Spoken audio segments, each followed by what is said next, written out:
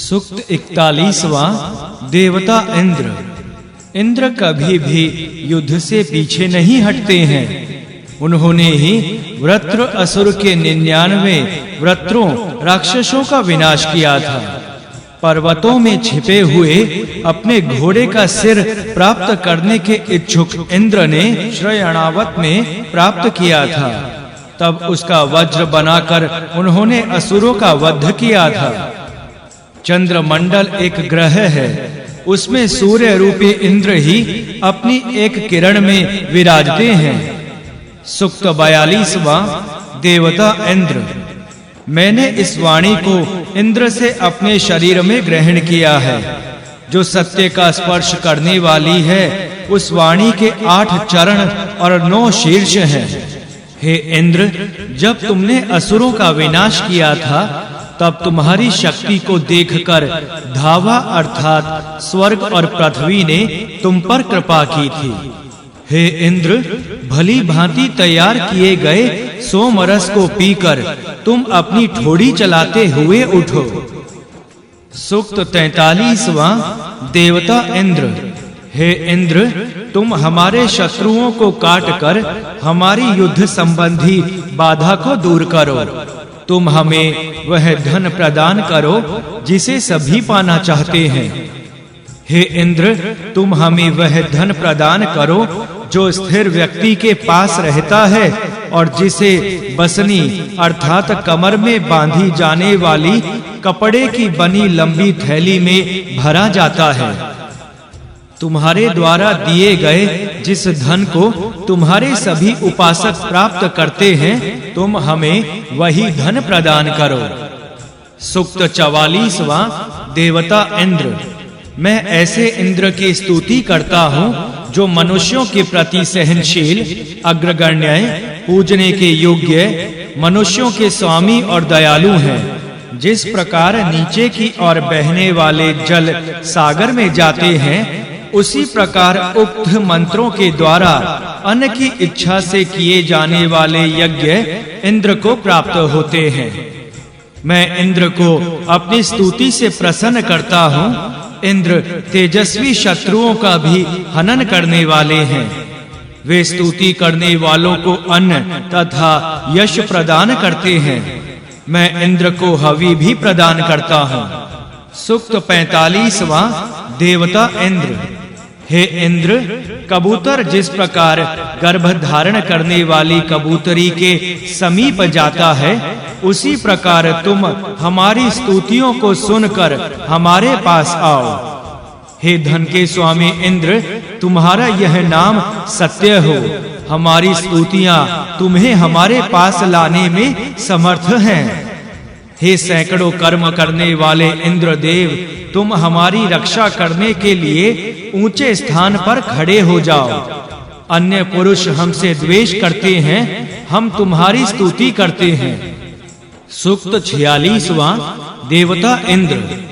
वे इंद्र नेता, युद्ध क्षेत्र में शत्रुओं को वश में करने वाले और यज्ञों में प्रकाश करने वाले हैं। इंद्र अपनी कल्याणकारिणी नाव के द्वारा हमें पार लगाते हुए शत्रुओं से हमारी रक्षा करें। हे इंद्र, तुम अपनी 10 उंगलियों से हमारे सामने उस सुख को लाते हो जो अन्न आदि से संपन्न है। सूक्त 47वां। देवता इंद्र। कामनाओं की वर्षा करने वाले इंद्र सभी देवों से श्रेष्ठ बने। हम वृत्र राक्षस का नाश करने के लिए इंद्र को शक्तिशाली बनाते हैं। इंद्र प्रशंसनीय, सौम्य, तेजस्वी, बलवान तथा दूसरों को प्रसन्न करने वाले हैं। इंद्र अच्छे लोगों को धन देते हैं। वज्रधारी इंद्र शक्तिशाली एवं अविनाशी हैं। स्तोताओं की वाणी इंद्र की स्तुति करती है। सामगान के इच्छुक किसके यश का गान करते हैं। पूजा संबंधी मंत्रों के द्वारा इंद्र का ही पूजन किया जाता है। इंद्र के घोड़े सदा उनके साथ रहते हैं। ऋत्विजों के मंत्रों के उच्चारण के साथ ही उन्हें रथ में जोड़ा जाता है। वज्र धारण करने वाले इंद्र सोने के समान कांति वाले हैं। इंद्रदेव ने सूर्य देव को आकाश में इसलिए स्थापित किया कि सब लोग उनका दर्शन कर सकें। वे ही इंद्र सूर्य के रूप में मेघों का भेदन करते हैं। हे इंद्र, हमने सोम तैयार कर लिया है, तुम इन बिछी हुई कुशाओं पर बैठकर सोम रस पियो। हे इंद्र, ऋत्विजों के मंत्रोच्चारण के साथ ही तुम्हारे घोड़े रथ में जोड़े जाते हैं। वे घोड़े तुम्हें उस स्थान पर ले जाने में समर्थ हैं जहां तुम जाना चाहते हो। तुम्हारे घोड़े तुम्हें हमारे यज्ञ में लाएं और तुम हमारे स्तोत्रों को सुनो। हे इंद्र, हम तुम्हारे उपासक हैं, हमने सोमपान किया है, तैयार किया हुआ सोमरस हमारे पास रखा है, इसी कारण हम तुम्हें सोमरस पीने को बुलाते हैं। हे इंद्र, तुम्हारा रथ सभी प्राणियों को लांघता हुआ चलता है। तुम्हारे रथ में जुड़े हुए हरे रंग अथवा हरि नाम वाले घोड़े आकाश में दमकते हैं। इंद्र के सारथी रथ में घोड़ों को जोड़ते हैं। ये घोड़े रथ के दोनों ओर रहते हैं। ये घोड़े कामना करने योग्य हैं एवं इंद्र की यात्रा पूर्ण करने में समर्थ हैं। हे मनुष्यों, ये सूर्य रूपी इंद्र अज्ञानियों को ज्ञान देते हैं तथा अंधकार से ढके पदार्थों को प्रकाशित करते हैं। ये अपनी किरणों के साथ उदय हुए हैं। हे मनुष्यों, इन सूर्य रूपी इंद्र के दर्शन करो। सूर्य देव की किरणें सभी प्राणियों को जागृत करती हैं। प्राणी सूर्य रूपी इंद्र का दर्शन कर सकें, इसलिए ये किरणें सूर्य को ऊपर उठाती हैं।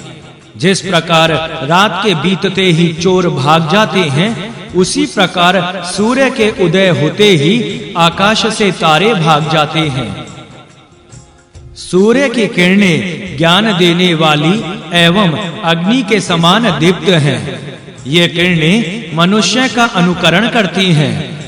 हे इंद्र, तुम संसार रूपी नाव के समान हो। तुम सबको देखने वाले हो, सबको ज्योति प्रदान करते हो और सबके प्रकाशक हो।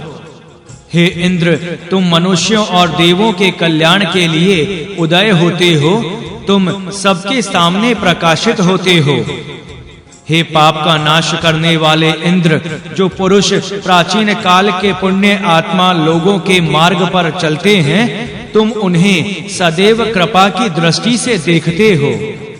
हे इंद्र, तुम सब पर कृपा करते हो तथा उन्हें देखते हुए रात्रि और दिन का निर्माण करते हो। तुम तीनों लोकों में विचरण करते हो। हे सूर्य रूपी इंद्र, तुम्हारी दमकती हुई 7 किरणें घोड़ों के रूप में तुम्हारे रथ में जुड़ी रहती हैं। वे ही तुम्हारा वहन करती हैं। इंद्र ने 7 घोड़ों को अपने रथ में जोड़ा है। घोड़े इंद्र की इच्छा के अनुसार अपने ढंग से आगे बढ़ते हैं।